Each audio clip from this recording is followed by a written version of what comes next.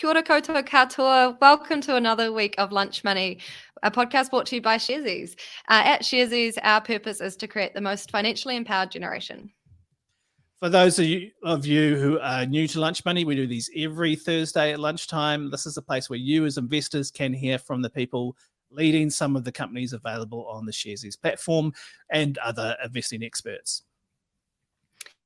And I said before that it was a podcast, but it's also a webinar, which is why you're tuning in live. But it is also available as a podcast on Spotify, Apple Podcasts, and Google Podcasts. Please, if you are listening to the podcast, take a moment to leave a rating and comment on Apple Podcasts. We'll really appreciate it. So I'm Sonya, one of the co-founders and CEOs at Shareises.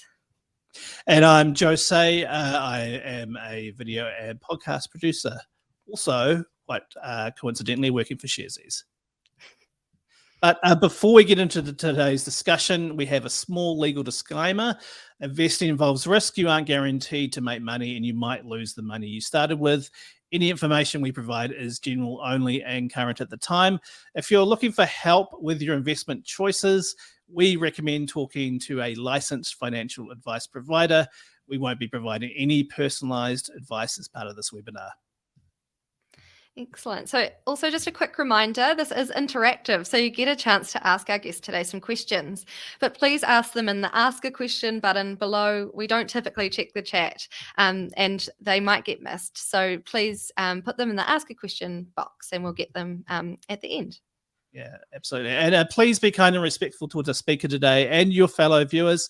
Otherwise, we will have to take steps to remove you from the webinar, and we don't want to do that. So today we're taking a moment to do a deep dive on the dairy industry here in Aotearoa. This sector includes some of the biggest names on the NZX and is our #1 exporter. So if you've wanted to know more about how the industry works, who are the big players, and what are the environmental challenges for the sector, you've come to the right place. Yes, our guest today is Julia Jones. She is the head of Insight at the NZX, New Zealand Stock Exchange, and as such is part of the dairy data team there. She previously worked at KPMG, researching the sector for 6 years. We're very glad to have her time today. Welcome, Julia. Let me bring you up. There you go.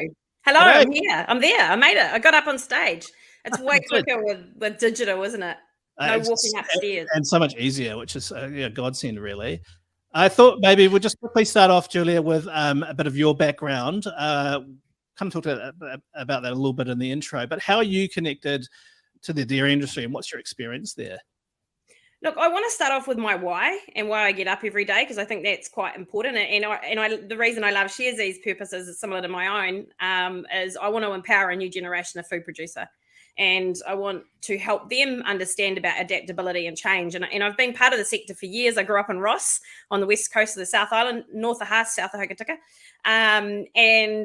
So I've been around it. I've done currency trading, which is sort of within the dairy sector as well. And then also just it's 20 odd years. So I've been rural banking, KPMG. I had a fantastic 6 years of researching globally, but also looking at emerging technologies in dairy. So I kind of feel like, look, I don't think anyone's an expert because it's such a fast changing environment, but I feel like I'm someone that's incredibly passionate and connected to the sector. I live amongst dairy farms. I live in the Waikato, and I feel very fortunate to be part of the sector. Excellent. Well, thanks for joining us today. So let's start with the big picture. We know dairy is huge in Aotearoa, but how big?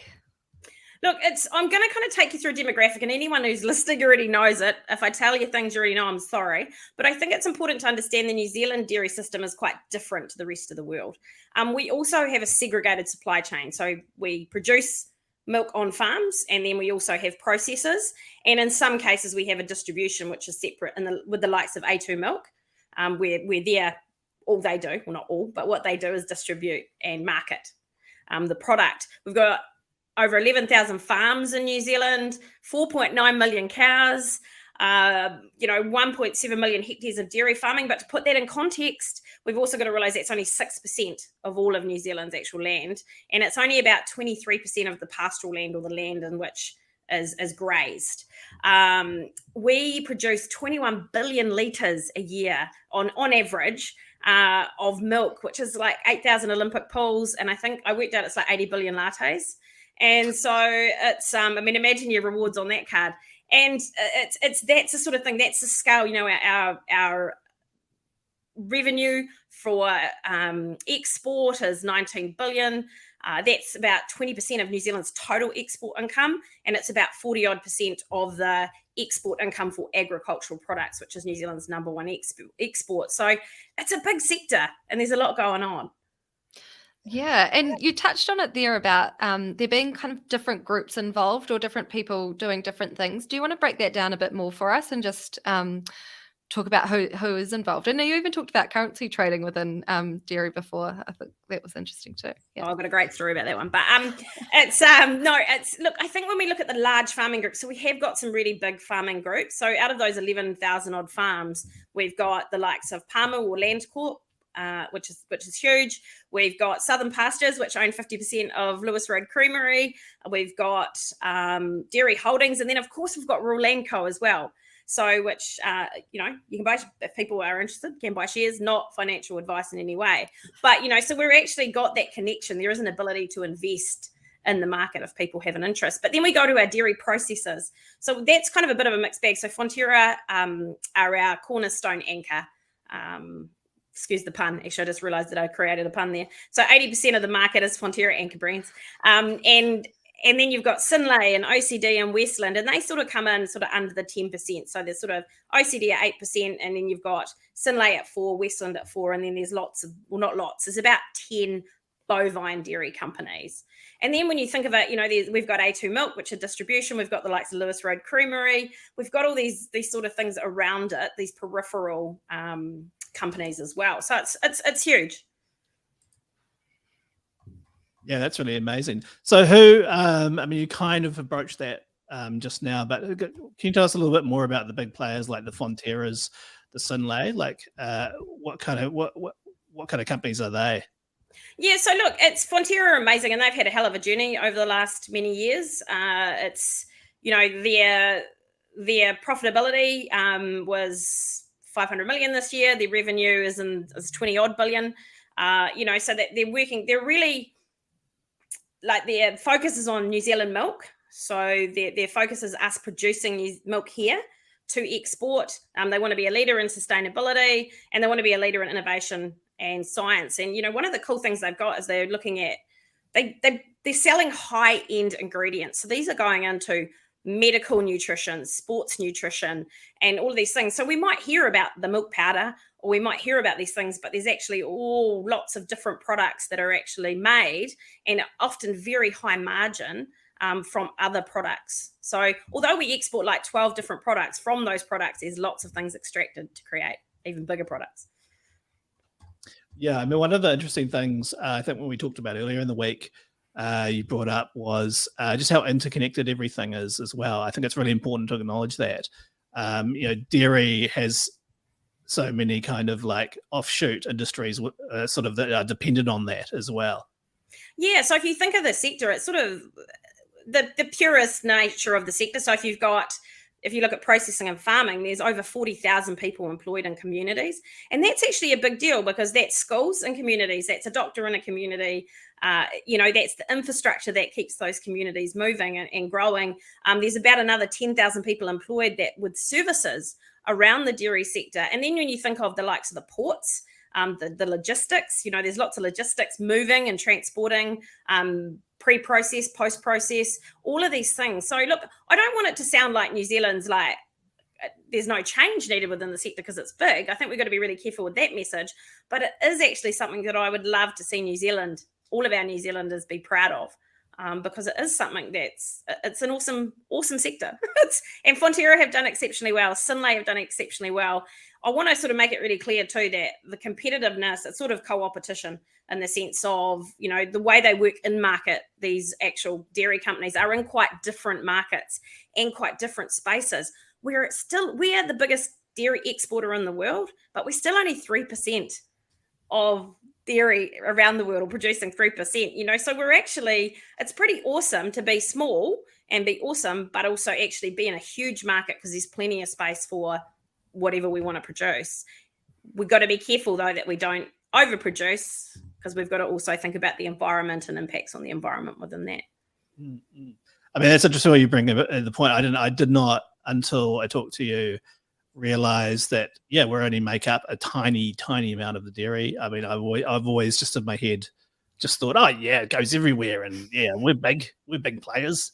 But really, it's quite small. But who are the key export markets? What are the key export markets for our dairy? So 39% goes to China.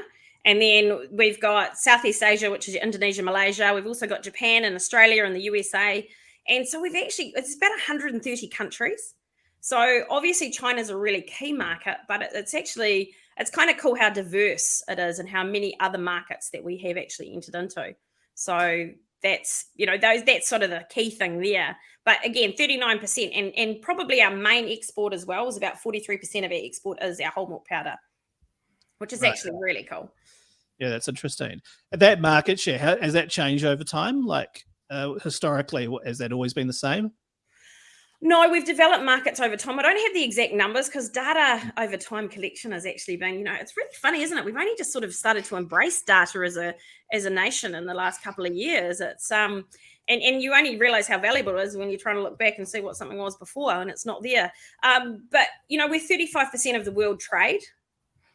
But you've got to put it back in context too, the likes of the US, they are net consumers.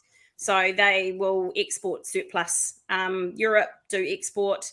China don't export. They have very small production. So everything's consumed at home. So in Australia is quite the same. So they have quite a lot of export, but at the same time they consume a lot. Whereas, again, we're exporting 95%. And I think that's where the message gets confusing. We say we're the world's biggest exporter. So everyone thinks we're the biggest in the world. And I think the context of that is just that we are exporting 95% of what we produce. Right. That's really interesting. Thank you. Over to you, Sonya. Yeah. You touched on it before a bit about the sustainability side of the dairy industry. And it is something, when we think about dairy that pops up in your mind. And there is a big focus on reducing our carbon footprint and achieving sustainability in general. But what are the challenges in the dairy sector?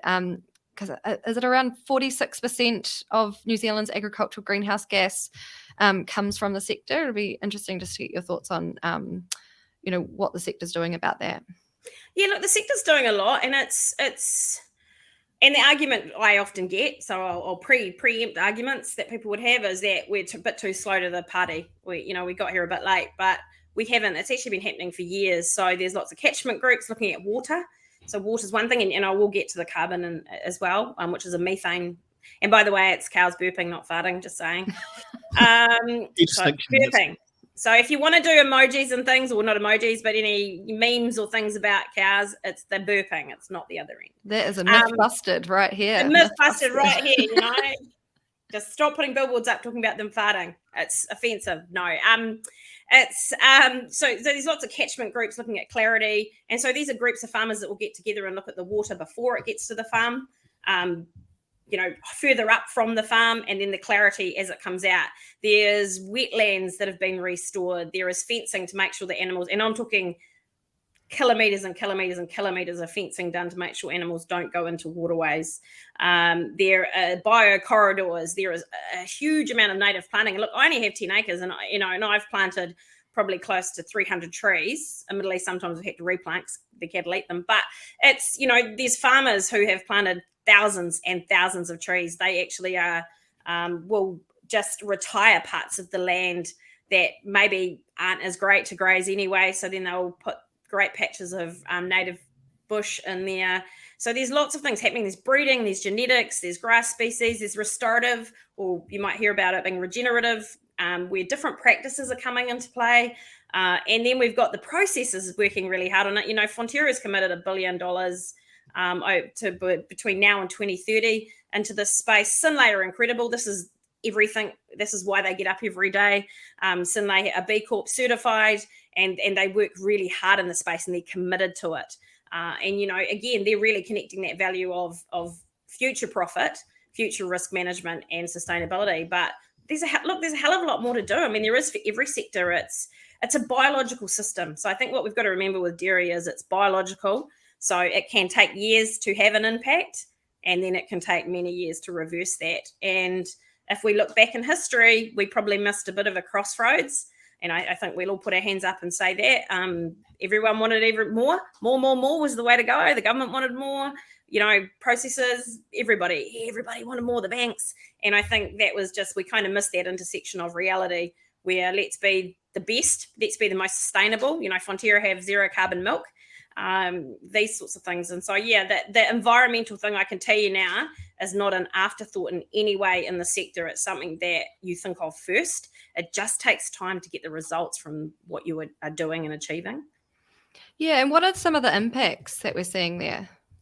Synlait's, it's always hard with it, but Synlait's actually got some really good stuff. So for them around farms, they've got a 5% reduction in GHGs. And then we've got, with their factories, they have actually reduced that by 16%. And that's in a really short space of time. And then we've got Fonterra. I don't have the exact numbers on that, but again, they've reduced it. They've moved some of their plants off coal, and they have a huge commitment to do that. One of them actually uses sort of waste, like the old pellets and sawdust and things that are just going to end up in landfill.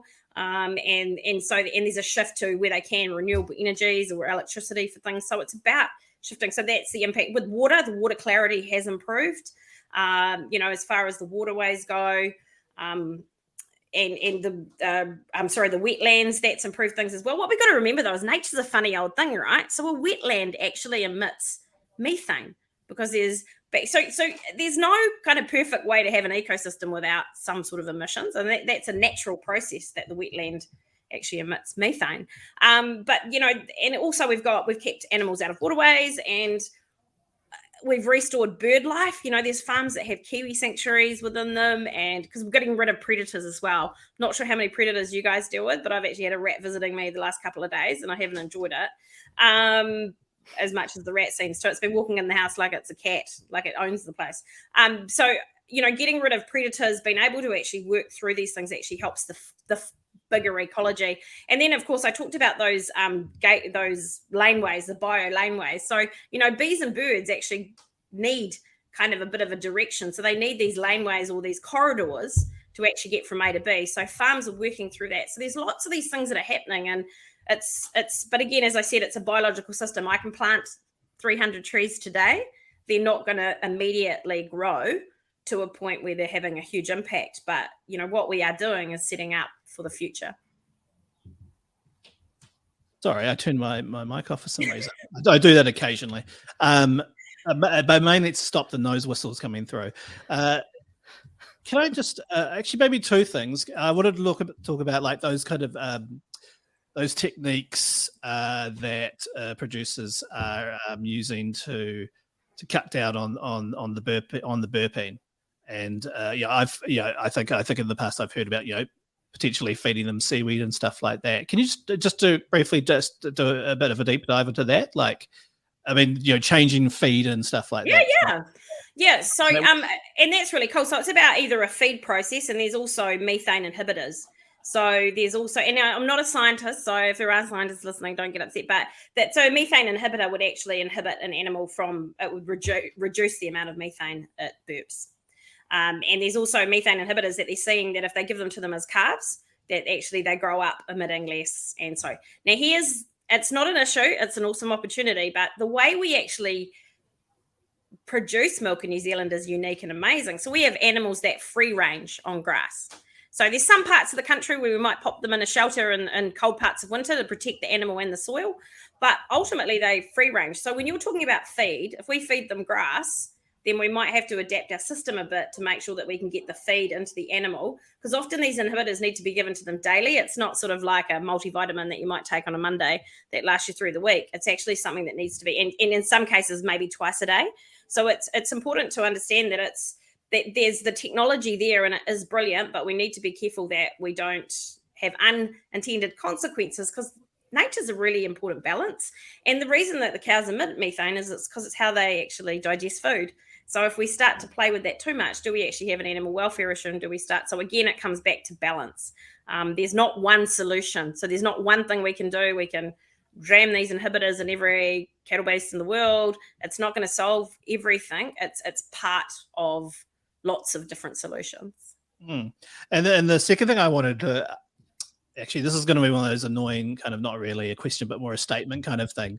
But and I'm not asking you to defend the industry in any way. I mean, the herd sizes have just exploded since the 1990. I think it's something like 80%. They've grown that intensely, and it's always going to have an impact regardless. But it seems like there's going to be a difficult kind of discussion, if it's not already happening, about herd sizes, and if we want to meet that, the whole our obligations internationally, there may at a time be a really important hard discussion about decreasing those herd sizes, pulling back production, which isn't something that any industry really is geared up to do. I mean, I'm really interested in your thoughts on that. Yeah, hey, and it's a brilliant question, and we've peaked cows. So there's no one's out there going, well, how can I double this herd now? It's we know that we've peaked, and that we know by natural regression there's going to be some reversing in the cow numbers that we have now. Some regions, what we've got to remember is New Zealand's this beautiful ecological system that some soils and some areas are better set up, so they might have to reduce more. I think the Climate Change Commission came out with a number around 15%. But there is natural attrition with these, it's like staff sometimes, you don't necessarily have to, if you need to reduce your team, not that anyone is at the moment, everyone's trying to grow, that sometimes people will just leave. And so there'll be parts of how we farm, we will naturally reduce down to 15%. It worries me that people have this mass cull in their mind, that we just go around and go like, you need to get rid of 10 and I need 30 out of there. That's actually not how it will work, because some will already be in a catchment in an area with herd sizes that are perfectly suitable for that region and work well with the environment. Again, you've got to remember, we don't have cows jammed into small spaces. They actually are out roaming free. I mean, not free. I mean, you're not going to see them at the supermarket, but I mean, they're free as in their paddocks. We do have a lot of wide space here, and that's a huge advantage to how we produce to the rest of the world. Can I just ask a question around, with the reducing, say, of the herd sizes? Like, I'm recalling a headline I saw a little while ago about farmers maybe converting half of their farms into wheat to produce oat milk. What goes in its place? Like, what happens if what's the impact of reducing herd sizes, and what does that look like for the sector? Look, I mean, it's going to be a reduction. If we look at it in a purest impact, it's a reduction in income. If we look at it as a transition over time, there's an opportunity. So there's a really cool spring sheep. I don't know if you've heard of them. They're absolutely brilliant. And they do sheep milking. And so, they give people opportunities to actually convert part of their farm into sheep milk as well. And that is quite a different footprint, environmental footprint. I'm not saying that we replace it. It is about diversification. I think we've got to be really careful. Often you talk to people and they'll say things like, let's just put kiwi fruit in, or let's I'd love everyone to know that when we grow something, we export nutrient out of the ground. So regardless of what we're growing and how we're growing it, we still have to be really careful and conscious of the environment. So the opportunity going forward will be alternative crops. There's left as well, which are looking at high protein crops. So the actual emerging startups in New Zealand, and look, to be fair, Spring Sheep and Left are beyond startup now. When you look at these companies, they will actually provide opportunities as well for people to diversify. It could be berries in some region, it could be avocado trees. It's about, again, not about replacing one for the other. It's if you reduce by 20% here, maybe you can utilize different parts of the land. So there will be land use change around New Zealand. Yeah, great. And so the sustainability element is one part of that's impacting one of the challenges the industry is facing at the moment.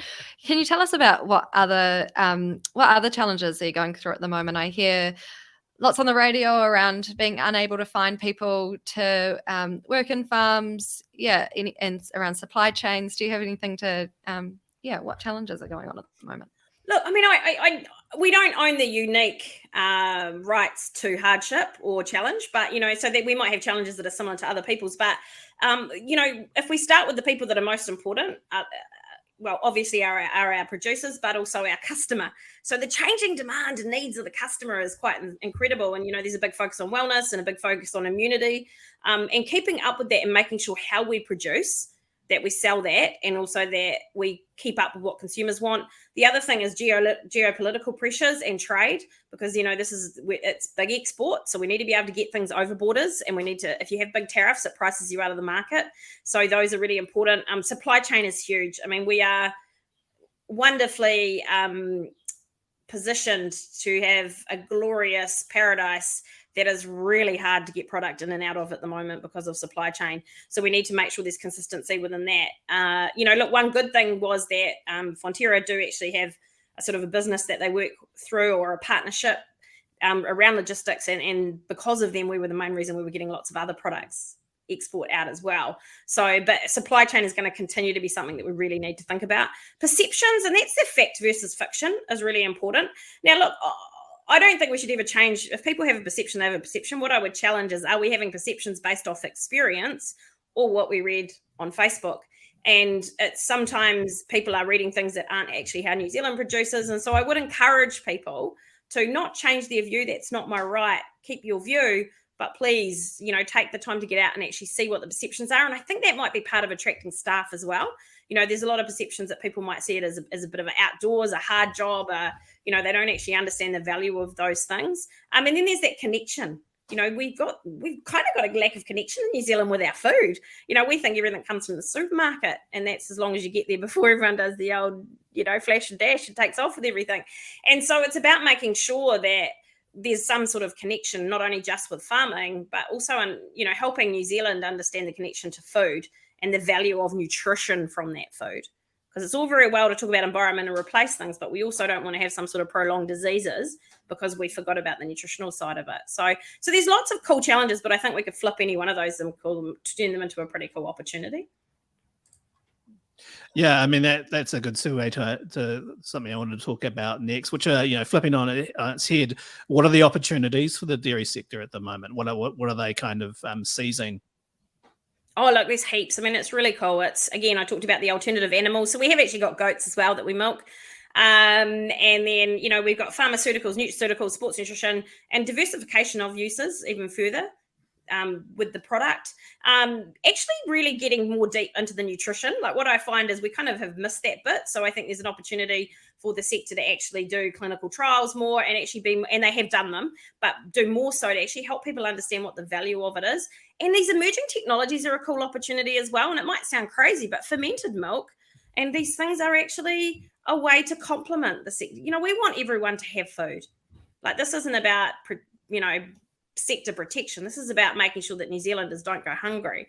And so the opportunity there to have emerging technologies where you can brew, it might even be for people that have some allergies and things. So there are ways with the fermentation, it's quite cool. They take like the DNA and then they brew it in yeast and it comes out just like milk. So it acts like milk. So if you can spray dry it, you can turn it into ice cream.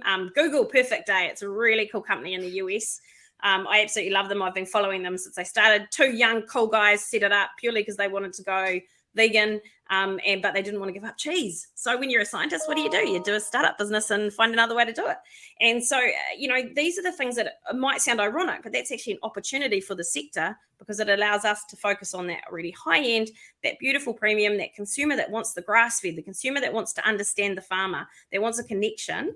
And then, any gaps that are there can be filled by the fermentation and any other alternative proteins. And I just think that's kind of a cool thing for us to think of as a sector. Not as a risk. I think any sector, I'd challenge any sector to be threatened by anything.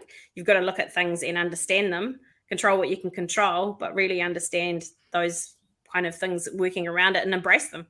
We don't get a choice in change. We don't get a choice in the speed of change. We just get a choice in how we react to it. Yeah, it's interesting when you were talking. I was just thinking about the impact of someone like Lewis Road, for example. This was the first time, and I remember. I can't remember who runs it, but they're sort of like that sort of packaging that premium product. Yeah, we really hadn't seen in New Zealand beforehand, and when they started doing it, everybody went, "Oh, what? You could have nice butter." Like with you can put gin in ice cream. I mean, and it doesn't sound weird. That's really interesting. I mean, on that, I think actually I saw Christopher from Matt who was asking on that vibe. I've heard that New Zealand would be really well positioned to produce some dairy alternatives like oat milk. And the question is, do you anticipate New Zealand's big players diversifying into these alternatives? Like, is there much of a kind of interest in doing that? Yeah, absolutely. I mean, all of the big players. Well, first with oat milk, there is actually I think it's called very boring milk. It's great. These young entrepreneurs have set it up. The issue you've got again is you've got to grow the base product. So remember that you've always still got to produce it. So could we produce enough oats? It's quite a crowded market now, the alternatives, but there's definitely an opportunity for us to be in there. Now, the big players, they'll already would have invested. They might not necessarily come out and talk about it. It's hard, right? Because you kind of have this whole loyalty to your supplier, and also, but you kind of need to look to the future. So if you're a Fonterra, you don't necessarily come out with a great hiss and a roar and go, woo, getting into alternatives. The reason you're doing that, though, is to protect your actual suppliers and protect those who have invested, and also protect the sector, because it will grow more and there is opportunity for New Zealand, but we've got to be really careful that we don't swap one thing for another, because to grow oats, you still need nutrient in the ground. You still need to put nitrogen in there. There could still be water issues. There's always an opportunity. You just have to do it with balance. And who knows? It could be that you grow, you have cows, and then the other half of your farm is growing oats for oat milk. Yeah, great. Just before we jump into the Q&A, just really quickly wanted to talk a little bit about some of those emergent technologies. Cellular agriculture. I think there's something we mentioned when we were talking earlier in the week. What on earth is that? So that's similar to what I talked about with fermentation. So cellular is really cool. It's mostly in meat. And I think there's only one place that's commercial around the world, which is in Singapore at the moment. And it's cool, man. They take stem cells out and then they grow, like basically they give it food, they give it sugar, and they grow it into, and I don't want to say they grow it into a steak. I mean, don't imagine it just sort of grows up, and it's not like Star Trek. It doesn't grow into a T-bone or anything. Wouldn't that be great? It really made me laugh, because I was hearing a scientist once, and they were like trying to work out how to grow fat, and I was like, oh my god, they just need to give me a call. And so the cellular stuff is really about stem cells and then brewing it in vats and then growing it. So you'd still need an animal. So it's still technically a meat. It wouldn't be a vegan product, but that's where they're extracting. So that's in the meat area. But with milk is that fermentation. So with Perfect Day, what they actually did is took the DNA protein. So it's still dairy. It's not animal, but it's still dairy. So that's the cellular version in milk, is that fermentation through yeast. But what I want to say too, and I'm not trying to sound defensive with it, is all these technologies are great, but remember, you still have to feed things and you still have waste. Here's the cool thing, is with all of these alternatives, they actually take the waste and feed it to animals. So this talk of, if we completely, there is quite a bit of circular economy going on there. So what would we do with the waste if we didn't feed it to the animals? Where's that going to go? Is that going to go into landfill? Are we all going to be having, Perfect Day fermented milk waste for breakfast? I don't know. Maybe someone can make a product out of that. But I think, again, it's about thinking laterally around what we can do. And I think it takes a lot of power and it takes a lot of energy. So there's always going to be an energy cost. There's always going to be an environmental impact. So no matter what we do or what we grow, we've always got to put the environment at the heart of things and make sure that we don't compromise that for profit, because long term that will kill profit. If we don't have a planet that we can actually grow things on and do things with, we're not going to have any profit anyway. God, I ramble. Sorry, I get a bit excited. I was just letting that soak in. I definitely need to check out this Perfect Day, because when I hear fermented milk, all I picture is leaving a glass on the bench for a week and coming back and different kind of fermented milk. Similar. That's probably more something that NASA wants to get at rather than actual Perfect Day. But do Google them. They are brilliant. Of what they've done is absolutely fascinating. I mean, look, I don't want to try the product. I do try these products. I tried cricket flour and all sorts of things. But it's, for me, I want to have natural cow dairy or sheep dairy or goat dairy, but I'm one of billions. And I think what we really need to accept is there's billions of people with billions of different ideas around the world, and there's always going to be a space for us. We just have to be really smart about it and make sure that we look after our land as we do it. Yeah, so let's crack into the Q&A. We've had lots of interest and awesome comments from people, so we'll dive in. So the first one is, what will be the top 3 drivers of shareholder value in the next 3 years in dairy stocks? Oh, wow, that's a big question. Look, I think that focus on ESG, that environment's going to, that stewardship and that demonstration of results, not just talking about it. So we can't veneer this. Will be one of them. It's going to be high value products as well, and also consistency.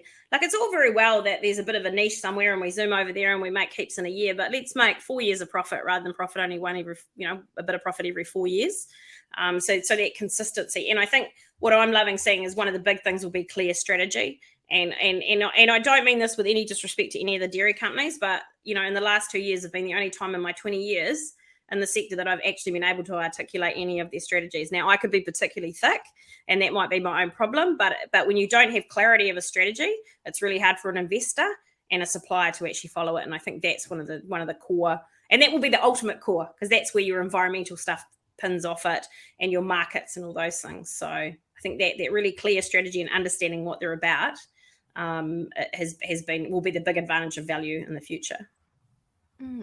And so following on, this next question is from Jason, and you've touched on this throughout the chat, but just to kind of summarize, what is the sector outlook in the medium term? And I think he mentions here in relation to Fonterra's recent announcement of its reshift of strategic priorities, reflective of New Zealand has reached peak milk. So what is that outlook looking like in the medium term? I think it looks exciting because it gives us the freedom, I think, to be more innovative and have more science in that. And yes, Fonterra are really clear about that. We have hit peak milk. It probably will only, it won't necessarily immediately get less, but over the next 10 years, it will continue to reduce unless there's some magic cow created. I mean, you never know. LIC are very good with their science. There could be a Franken cow somewhere as we speak. So I think, again, the outlook is positive, but the outlook isn't going to look the same as it does today. We need to get better at selling how we produce and not just a product. We need to make sure that when we are selling into the market, the outlook will be much better if people understand that it comes from grass-fed. We have the lowest use of antibiotics with animals in the world. All of these things that people are really looking for, we need to make sure that we tell the consumer that. And to be fair, we actually aren't, to be really honest with you, we don't necessarily do a great job of that now. I think we try really hard to, and also connect more with our consumers. But so the outlook, look, it's going to be, there'll be some big challenge for some. So like every sector, there's always, people who don't want to change, who, they have the old, you'll change this over my dead body.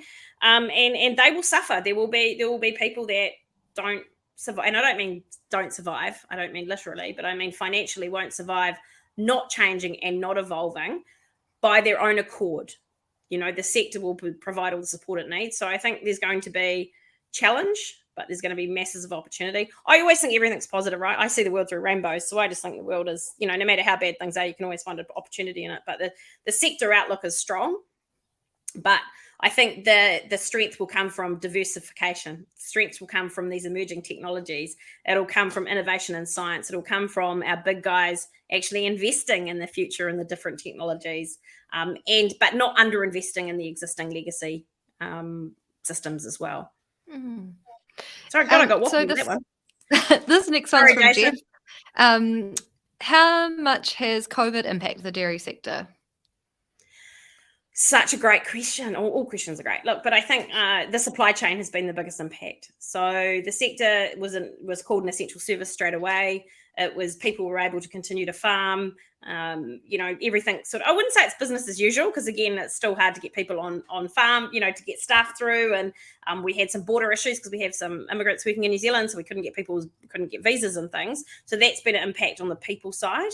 But supply chain has probably been the biggest impact from COVID. Just that ships not turning up, or then they find out that they're going to be there next week and you've got no time to get there, or ships being diverted and all of these things. And look, that's not just a dairy problem. I mean, I feel for the ports. They're incredible humans to have actually weathered this last couple of years. So, but yeah, definitely supply chain and people would be those two biggest impacts of COVID. Positive impact of COVID is China went out to their people, the government, and said that milk is great for your immunity.